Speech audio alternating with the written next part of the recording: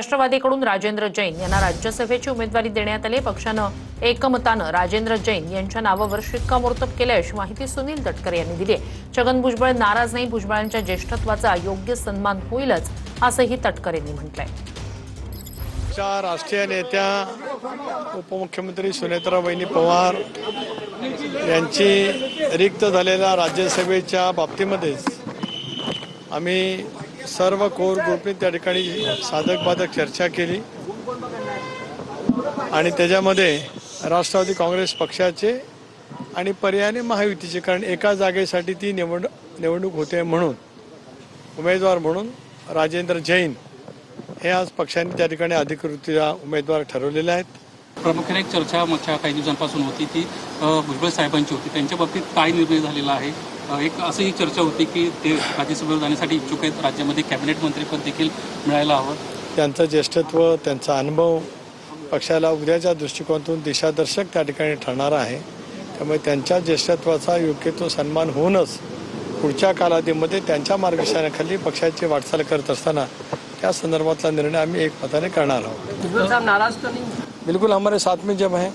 भुजबल साहब तो ऐसे नेता हैं कि जो उनके जो मन में है वो उनके चेहरे पे भी रहता है और बोलने के लिए कभी रुकते नहीं।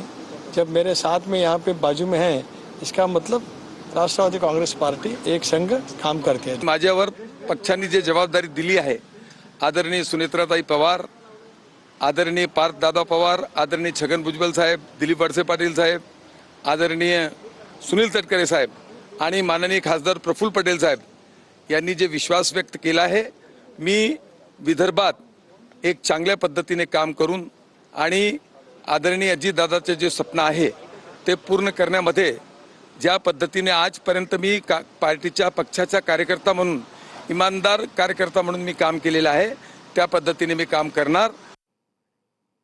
एक महत्त्वाची घडामोड आहे, राज्यात वादळी पावसाचा इशारा देण्यात आलाय। रत्नागिरी, सिंधुदुर्ग, साताऱ्यात जोरदार सरी बरसण्याची शक्यता आहे। उर्वरित महाराष्ट्रातही वादळी पावसाचा अलर्ट देण्यात आलेला आहे, येलो अलर्ट जारी करण्यात आलाय। अजित पवारांनी जीवापाड प्रेम केलं, तीच व्यक्ती अजित पवारांच्या निधनानंतर दादांबद्दल जे बोलली त्यावरून प्रचंड संताप व्यक्त होतोय। किशोर मासाळ असं या व्यक्तीचं नाव आहे। हा व्यक्ती बारामतीत अजित पवारांच्या पक्षाचा नगरसेवक सुद्धा आहे। तोच व्यक्ती यानं जे काही वक्तव्य केलेलं आहे त्याचे क्लिप समोर आले। विशेष म्हणजे याच किशोर मासाळचा अजित पवार अनेक सभांमध्ये उल्लेख करायचे। अनेक जाहीर सभांमध्ये अजित पवार याच किशोर मासाळचं कौतुक करायचे। अजित पवारांच्या आवडत्या लोकांच्या यादीतला हा एक व्यक्ती होता। मात्र एखादा व्यक्ती गेल्यानंतर राजकारणात लोक किती कृतघ्न होतात याचं हे प्रमुख उदाहरण आहे। तारीख 24 आहे, उद्या 25, 26ला सुट्टी नाही, उद्या पण सुट्टी आहे, उद्या परवा सुट्टी आहे। त्याच्या वेळेस त्यांना अजून काहींना समजावून सांगण्याचा प्रयत्न करता आला तर करा।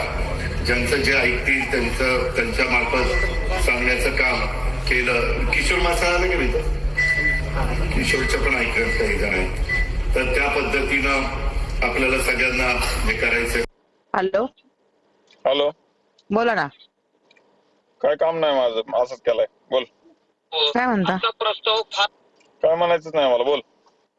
अयो, माझं काय काम नाही, असंच केलं आणि बोल म्हणजे? तुम्ही आज येणार होते ना मुंबईला? ती माझं मी बघेल ना। आहे का आता? मग बोल। पत्र द्यायचं होतं ना तटकरे साहेबांना। अजित पवारला दिलं तरी मला काय फरक पडायचा आहे? वर जावं लागेल त्यासाठी मला। गेले तरी मला फरक पडायचा आहे? नाही पडणार? नाही पडणार। 16 तारखेला जायचं आहे ना, माहिती लक्षात? नाही यायचं काय माझं संबंधित। का बरं नाही यायचं? नाही यायचं। कसं नाही येणार? आपण एखाद्या देवाला कशाला जातो? बिअर मारले 3 3 मध्येच एवढी चढली? मला पाठवत जा ना रोज 3 बिअरचे पैसे। हा सोम, हा नाही केली ऑर्डर झोमॅटोवरनं। हा हो सांगते मी। नाही मी करते, ब्लिंकिट वरनं करते मी। हा हा हा हा हॅलो, बिझी आहात का तुम्ही? नाही हो, ते रुपाली ताईंना त्रास होतोय. आम्ही एकाच इथे आहे ना. मेली पाहिजे रुपाली ताई. ए अरे गप रे बाबा, कशाला दुसऱ्यांना मारतो. मग ठीक आहे, मला वाटलं मेली पाहिजे तर मी म्हणतो मेली पाहिजे. हा, अजित पवार मेला त्याचा मला फरक पडला नाही, तर रुपाली मेली तर मला काय लय फरक पडायचा आहे? तुला मी मेले तरी कुठे काय फरक पडायचंय. हा, तू मेली तरी मला नाही फरक पडायचा. पुढं हा संपलं. मग काय कशाला लोड घेतो तू, जाऊ दे आपलं काय. यानंतर किशोर मासाळ यानं माफी मागितली आहे. नमस्कार. 4 दिवसापूर्वी माझी एक ऑडिओ क्लिप व्हायरल झाली.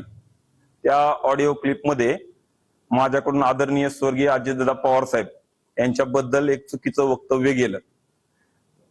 सुरुवातीलाच मी या वक्तव्याबद्दल मी समस्त अजितदादा यांचे कुटुंबीय, समस्त बारामतीकर आणि अजितदादावर प्रेम करणाऱ्या महाराष्ट्रातील तमाम जनतेचे हात जोडून माफी मागतो. तसा व्हिडिओ पण माफीचा मी गेल्या 2 दिवसापूर्वी आपल्या प्रसिद्धीसाठी दिला होता. माझ्याकडून गेलेले वक्तव्य नक्कीच चुकीचे आहे. याबद्दल मला पश्चाताप होत आहे. या विषयावरून सध्या बारामती नागरिकांच्या भावना तीव्र आहेत. परंतु माझ्या या वक्तव्याच्या आडून राजकारण होत आहे. सदर घटनेत मला पश्चाताप झाला असून त्याचे प्रायश्चित्त म्हणून मी उद्या 9/6/2026 रोजी सकाळी 8:45 पासून स्वर्गीय अजितदादा यांच्या अपघात घटनास्थळी 1 दिवसाचा अन्नत्याग करून आत्मक्लेश करणार आहे. नजर चुकीने माझ्या तोंडातून शब्द गेला ना, मी तो मान्य करतोय. त्याची पूर्ण ऑडिओ क्लिप